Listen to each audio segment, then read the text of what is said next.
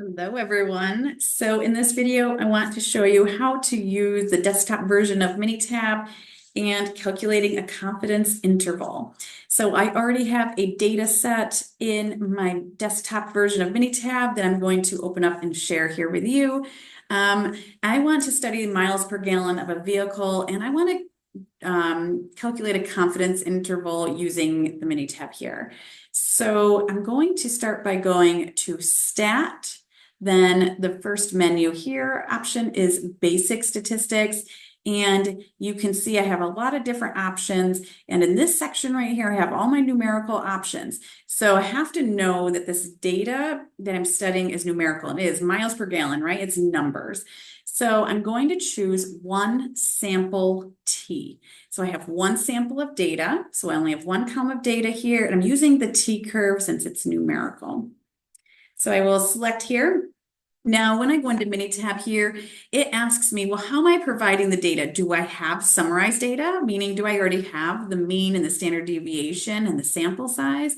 Or do I just have a column and I need Minitab to calculate that mean and standard deviation?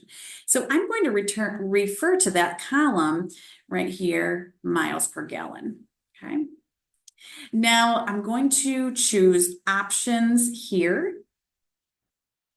And under options, I can choose my confidence level, and I can also choose my alternative hypothesis, which for a confidence interval will always be the not equals. That's how we get two tails. So I'm just going to keep it as the default of the 95. If you want to change it to a 90, 99, or something else, this is where you would do it. All right, so I'm going to click OK twice, and you'll see here for my output, here is my 95% confidence interval. So we're saying with 95% confidence that the population mean is between 90.59 and 23.1 based on this sample of data. Okay, but we're only 95% confidence. So I want to show you how to do something like this with categorical data as well, because it's a little different. It's basically the same, but there's a couple differences here. So I'm going to open up, let's see, I'm going to go into my files here. I'm going to open up something and hopefully find some kind of categorical data, maybe. Here and open up this new one. Okay. So we can see here, I have some airline data for this file here. And the reason for checking your baggage, there's the airline choice. I don't remember what that was, the context of that part. And then there is the baggage. So what are you doing with your baggage is what's being asked here. Now in stat one, I'm just arrowing down on this so you can see there's a lot of different things here. And it's not all just carry all. It's going to, there we go, do both. No luggage. Okay, and there's like a mix, right? So we could see a whole bunch of stuff there. So I just want you to see it's not just all the same. So we could do a couple different things. So we can recode this. So it's binary, meaning it's like a yes or no question. There's only two answers.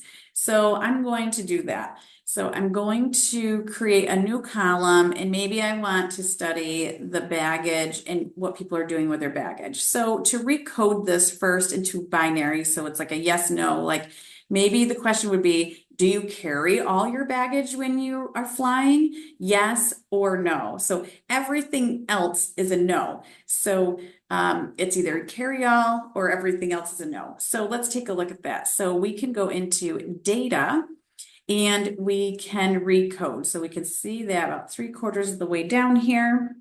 Now, I'm going to recode to text because I have text, it's categorical, I want to recode to text. So I'm going to choose that. So I'm going to choose the baggage.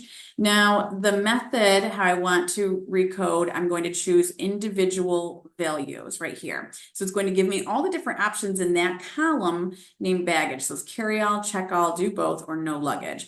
So I'm going to change it to carry all or not carry all. Okay, so you're just gonna see me go ahead in here and I'm going to type in here, maybe, there we go.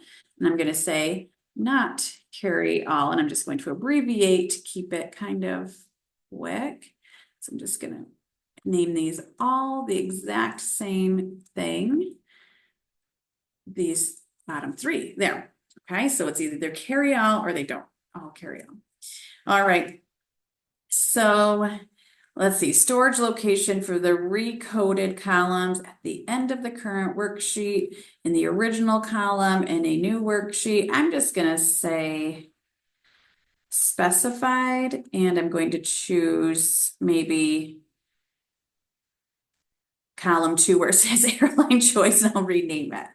Okay, so here I'm gonna say recoded, so we know that's the one for the baggage. There we go. Okay. So now it's column 2. I want to calculate a confidence interval on. All right, so let's go back up here like we did for numerical. So stat basic. Now it's categorical now. So I'm going to go down to this next section here. This is where my categorical options are. I'm going to choose one proportion. I have one sample of categorical data. So I will choose here. So now my one sample is in the recoded baggage. You can go to options here. Well, actually, you need to go to options. I'm sorry, need to reword that. You can change the confidence level if you need to, but it defaults to 95. The alternative defaults to the not equal. So I'm going to leave both of those, but my method needs to be changed to normal approximation every time. All right, so let's click OK twice, and we can see right down here my output. So 95% confidence interval for the value of P, right? My population proportion is 0.53 to 0.599, so almost 0.6, okay? So we're 95% confident that the population proportion of flyers who carry all their baggage is between 53% and 60%.